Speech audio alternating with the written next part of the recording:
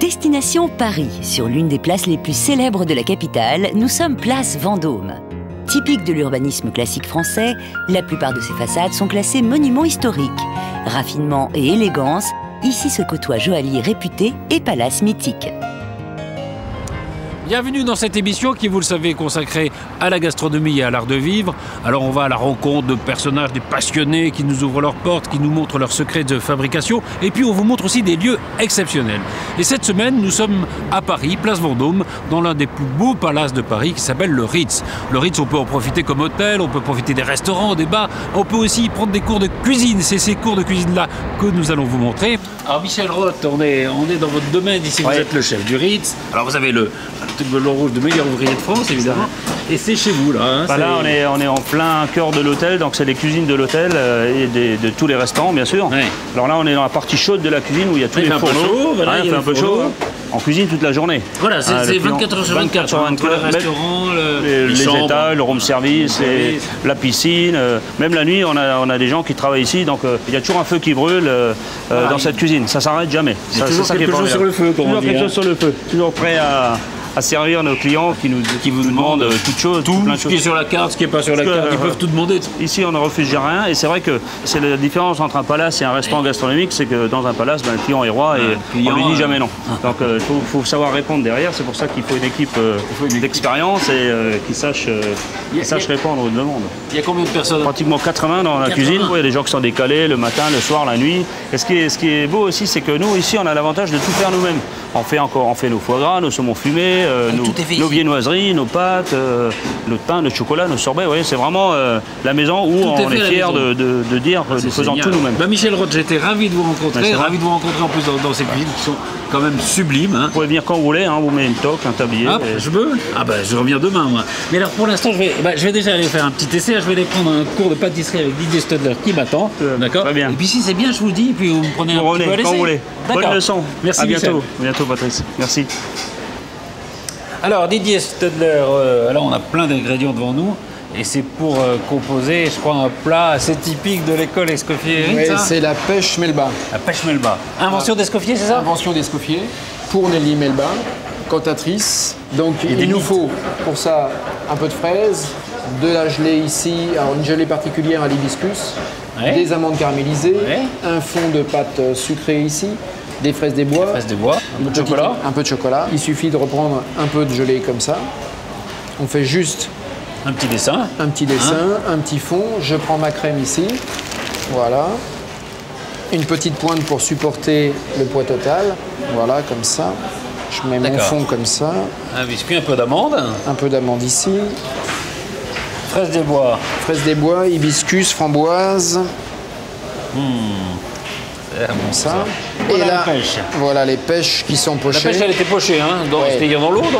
Non, dans un sirop léger à la vanille. Petit sirop à la vanille. Je viens juste ici, comme ceci, un peu de sucre glace. Oui, c'est pas la peine d'en mettre trop parce que c'est déjà un peu sucré. C'est déjà très sucré même. Et ensuite, un petit coup de chocolat ici. C'est pour la signature, ça, ou c'est c'est fini. C'est parce qu'on est chez nous. Et c'est fini. Et c'est terminé. Voilà, nous nous retrouvons dans la bibliothèque de l'école Ritz Escoffier. Je suis en compagnie de Didier Stadler. Bonjour. Bonjour. Alors, vous avez été chef, vous avez été chez le doyen, vous avez été au Plaza Athénée, vous avez été au Fouquet's. Tout à fait. Et puis, aujourd'hui, vous dirigez l'école Ritz Escoffier. Alors, c'est quoi cette école et puis à qui elle s'adresse? À tout le monde, puisqu'on fait aussi bien de la formation professionnelle que non professionnelle. D'accord.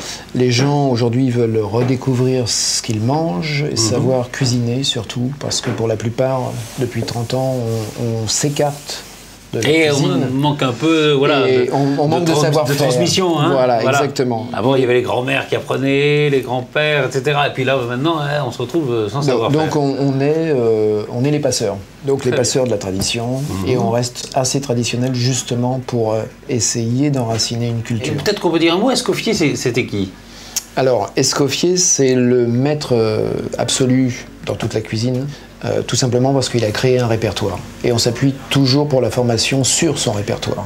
D'accord, c'est lui le fondateur. C'est lui le fondateur. Et donc vous poursuivez en quelque sorte cette tradition. Et nous, on a tenu à ouvrir une école ici au Ritz. Elle date de quand? Elle date de 88. J'ai croisé là dans les couloirs, voilà, beaucoup de Japonais qui sont en train d'apprendre. Tout à fait, tout à fait. D'ailleurs, davantage d'étrangers que de Français. Ouais. Et les amateurs alors, qui viennent ici, ils ont déjà des bases un petit peu, ou ils croient savoir des choses et puis ils ne savent pas finalement grand-chose? On a tout, on a vraiment tout. On a la ménagère qui sait faire une crème anglaise et qui pense que après ça, elle sait tout faire. Il faut juste un peu de perfectionnement. Voilà. Hein? Et on a les gens qui concrètement ne savent rien faire. Et ils peuvent venir. Il ne faut pas avoir peur de faut pas avoir honte. J'ai jamais rien fait, je ne sais même pas faire cuire un œuf. Non. Les cours sont faits de manière à pouvoir exploiter quelque chose et sortir avec quelque chose 4 heures après. Ça, par exemple, alors c'est le millefeuille. Alors c'est le millefeuille traditionnel. Alors ça c'est compliqué à faire quand même. Ça c'est compliqué. Alors ça c'est plutôt sur la formation longue. Ça c'est la formation longue. On va pas retrouver ça en 4 heures, je peux pas. En 4 heures ça va être difficile. Oui, ça c'est compliqué. Donc c'est très très long. La pâte doit reposer. On doit cuire le lendemain. Ensuite il faut s'occuper de la crème. Il faut cuire à la minute pour que ce soit réellement bon. La différence d'un millefeuille mauvais et d'un bon millefeuille, c'est toute la fraîcheur qu'il y a autour. Plus c'est frais et meilleur ce sera. Meilleur c'est. Nous sommes dans la cave du Ritz avec le chef sommelier Jean-Claude Drouet. Bonjour, bienvenue. Ça va bien? Bien. Alors là, c'est votre entre, évidemment. Alors il y a des bouteilles absolument partout. Je ne sais pas comment vous y retrouvez. Vous y retrouvez d'ailleurs? Oui, on a un plan de cave qui nous permet de localiser chaque bouteille. Et tous les mois, nous les vérifions, nous les inventorions. Donc on arrive à tracer tout. Oui, parce qu'il y a combien de bouteilles à peu près dans il y a environ 30 000 bouteilles pour environ 750 références de vin. Ah oui, d'accord. Différentes, avec des millésimes, il y a des vins d'un petit peu de partout, surtout français. Et quelques vins étrangers quand même. Quelques vins étrangers un petit peu, parce que ça vient, la production de plein de pays est qualitative maintenant, et puis on a un petit peu de demande, c'est des choses intéressantes à découvrir, à faire découvrir à nos clients. Et la température, c'est quoi? Alors la température, on climatise et on tourne souvent autour de 15-16 degrés. Le plus important étant de ne pas avoir d'à-coup de température. C'est ça, oui, il ne faut pas que ça passe du chaud au froid. Soubresaut, voilà. Alors, 30 000 bouteilles, vous l'avez dit, il y a de tout, hein, il y a des vins à tous les prix pratiquement. Oui, on commence dans les alentours des 40 €. Ouais. Pour terminer à 10 000 €. À 10 000 €. Alors, est-ce qu'il y a, je sais pas, quelques bouteilles un peu exceptionnelles? Oui. Montrer? Par exemple, ça c'est un grand classique de la viticulture française. 89. Ouais. Voilà, donc une grande année, un grand vin des Graves de Pessac-Léognan. 89, ça lui fait maintenant 20 ans. Il est prêt à boire et après une aération. Il faut attendre autant? Oui, absolument. Une autre bouteille que je pourrais vous présenter, c'est donc un grand cru de Bourgogne, un Richebourg, du domaine de la Romanée-Conti. Il y en a eu 9 880 de récoltés cette année-là. C'est vous dire si c'est peu. Et ça, c'est des bouteilles d'un prestige inégalé. C'est d'exception, c'est des choses absolument exceptionnelles. Qui sont consommées, on vous en demande de temps en temps. Hein. Ouais. Ça, c'est. On ne dit pas les prix parce que c'est. Précaution, oui, c'est même pas la peine. C'est parfois un peu indécent même. Oui. Ce qu'on va peut-être faire, c'est passer à la pratique, si vous voulez bien. Hein. Oui, on va en parler de Cormet et vins. On va monter au restaurant, l'Espadon, et puis on va associer des vins à des plats. Eh bien, très bien, on va aller au restaurant gastronomique du Ritz, et puis voilà, on va voir comment on fait. Voilà, nous sommes donc sur la terrasse de l'Espadon. Jean-Claude Drouet, on va passer à la séquence pratique. Tout à fait. C'est-à-dire comment accommoder les plats avec les vins. Voilà. Hein? Alors, nous avons l'araignée de mer en chaud et froid avec un minestrone aux agrumes. Et puis le Saint-Pierre cuit dans un beurre blanc au coq, purée de romaine et artichaut citronné. Alors, voilà, qu'est-ce qu'on va faire avec ça? Alors, je vous ai sélectionné 2 vins. Ouais. Tout d'abord, sur l'araignée de mer, un vin du nord de la vallée du Rhône, un Saint-Péret dans la région de Valence. Donc, le cépage, c'est la Marsanne blanche. On est sur la cuvée Fleur de Crussol de chez Alain Vosges pour la récolte 2004. On n'a pas besoin d'aller chercher un vin qui vienne du côté de la mer, au fond? Non, pas forcément. On aurait pu. D'accord. Ah oui. Donc c'est gras, c'est un peu mielé, c'est riche aussi, mais il y a une finale un petit peu fraîche. Très bien. Pour accompagner le Saint-Pierre. Le Saint-Pierre, ça c'est un Saint-Pierre. Alors là, on est à monter un petit peu plus au nord, dans le sud de la Bourgogne, dans la région de Mâcon. Oui. Et c'est un chardonnay à 100% de chez Monsieur Thévenet en 2003, une année chaude, solaire, si vous vous en souvenez bien. Comment on peut faire comme vous alors pour savoir quels sont les bons vignerons, ceux qui veulent aller? Il faut aller visiter les vignobles et voir ces gens, discuter avec eux de leur philosophie de travail et goûter les produits dans les caves. Voilà, alors on a pris des cours de cuisine, on a appris beaucoup de choses sur le vin. Troisième étape très importante, la décoration. Et pour ça, je suis avec Georges Varda. Bonjour. Bonjour, vous êtes le décorateur floral du Ritz. Et puis c'est vous qui donnez aussi des cours aux gens qui viennent dans cette école Escoffier. Mon travail, c'est de donner une signature florale à l'hôtel. Alors comment on fait? Il faut prendre des cours à tout prix ou on peut faire soi-même ces petites décorations? Le but du jeu, lorsque les gens viennent prendre des cours ici, c'est pas de leur apprendre ce qui est beau ou pas, c'est de leur donner justement envie de jouer chez eux avec des ingrédients et de faire leur composition. Là, qu'est-ce qui se passe? Ce que vous avez fait là, c'est déjà des bouquets, des vases. Comment on fait ça? Non, ça, ce sont tout simplement des ingrédients que nous allons utiliser ensemble. Ah, on va faire pour quelque chose avec peut-être tout faire ça. un petit bouquet ensemble. Oui, parce que je me disais ça, c'est pas terrible. Si, non, c'est pas mal. Mais on peut faire une composition à partir de ça, c'est ça? Oui. Là, on a quelques pois de senteur, du phlox, quelques fleurons d'orchidée, un petit peu d'amarante, et on peut faire un petit bouquet. En mélangeant tout ça? En synchro tous les deux. Allez, Ok. on commence? On va partager les fleurs. Ouais. Et puis on va faire tous les deux en même temps. Un petit peu de phlox, voilà, un petit peu de pois de senteur. Des bois de senteur, ouais. En fait, c'est qu'on va nettoyer un petit peu les tiges pour enlever toutes les feuilles. Allez, j'y vais. Il y en a pour un petit moment, dis donc. Les fleurs ne souffrent pas du fait qu'on leur arrache les feuilles comme ça? Là, je crois qu'elles sont déjà mortes. Ah, bon, d'accord. Donc, feignant. Comme élève, vous êtes un petit peu dissipé, j'avoue. Sinon? Non, ça, hop. Ça va pouvoir être bon. Je vous donne quelques ornithogalomes aussi. Des ornithos? Galum, C'est quoi les ornithogalomes? c'est cette petite fleur. Oui, merci. Voilà.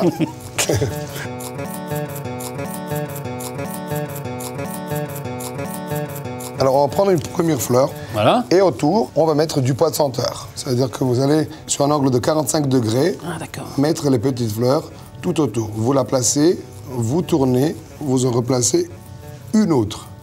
Vous retournez, vous en replacez une troisième différente. Attendez, moi, c'est ce qu'elle se rigole, déjà, voilà. Ah, mais il faut le tenir parce que si vous le tenez pas, Ah, d'accord. Ah, ça tient pas tout seul. c'est pas mal. C'est pas mal? C'est Oui. pas bon. C'est un très bon début. C'est pas terrible, mais c'est déjà un petit début. Si, c'est pas mal. Si, hop, là, voilà. C'est presque ça. Et pourquoi il faut se mettre à 45 degrés? Ça se positionnera plus joliment dans le vase. Ça vous suffit le mien, non? Pas du tout. C'est pas mal, c'est très champêtre. Voilà, alors il y a quelqu'un qui sait faire et quelqu'un qui ne sait pas. Mais en combien de temps on peut à peu près apprendre à faire une décoration? Je pense qu'avec un cours de 2 heures, déjà, vous allez repartir avec des bases saines. Alors ça, c'est de la tillandsia, c'est une plante. Et on va s'en servir pour faire une petite collerette. Ah oui, c'est joli. Donc on va prendre de l'amarante. Ça s'appelle donc l'amarante et ça se trouve chez les fleuristes. Ça se donne, ça, presque, non? Vous savez que c'est comme le persil avec... Non, pas du tout. Pas du tout. Avec la viande, non. C'est assez cher, oui. Ah, d'accord. Ça peut coûter chez votre fleuriste entre 30 et 50 euros, les 10 tiges. Ah, quand même. Ah oui, c'est pas donné.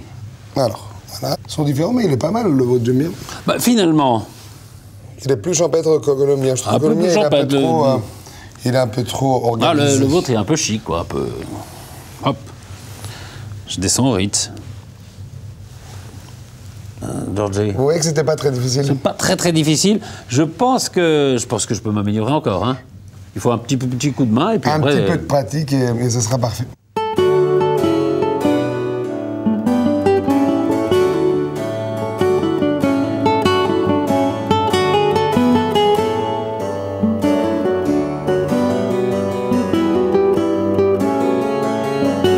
Voilà, cette émission est terminée. À très bientôt pour un nouveau voyage gastronomie et art de vivre. À très vite. Salut.